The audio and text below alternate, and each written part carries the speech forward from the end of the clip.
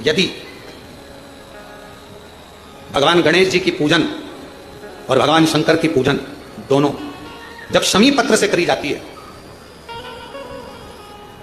तो शरीर में कैसा भी रोग भरा पड़ा, डॉक्टर ने कह दिया कि यह बहुत बेकार रोग है और यह रोग इसका पीछा नहीं छूटेगा, यदि आपको डॉक्टर ने कह दिया कि ऐसा है, डॉक्टर की दवाइयां लो, जांच कराओ, डॉक्टर को दिखाओ, रिपोर्ट लाओ, और साथ में 7 स्थान बताए हैं जहां पर शमी पत्र को अगर चढ़ाते रहे तो वो रोग कितना भी बड़ा हो आखिरी में वो रोग समाप्त हो ही जाता है। 7 स्थान बताए शमी पत्र। अब शमी पत्र के 7 स्थान तो बताएं, पर शमी पत्र की इतनी महत्वता क्यों है, मंदार की इतनी महत्वता क्यों है, गणेश जी की पूजन में, शिव जी की पूजन में इतनी महत्वता क्यों है? 7 स्थान पर शमी पत्र का वर्णन किया गया। 7 शिव महापुराण के वो 7 स्थान शिवलिंग के आप लोग देखेंगे, दर्शन करेंगे।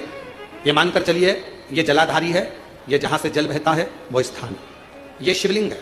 समझ में आ रहा है सबको? ये शिवलिंग, ये जलाधारी, ये जल बहता है वो स्थान, बीच में अशोक सुंदरी का स्थान, गणेश जी कार्तिकेय जी का स्थान, मां जगत जननी का हस्तकमल, शिवलिंग, ऊपर जलाधारी में जया, विषहरा, शामली बारी, दौतली। 7 स्थान बताए।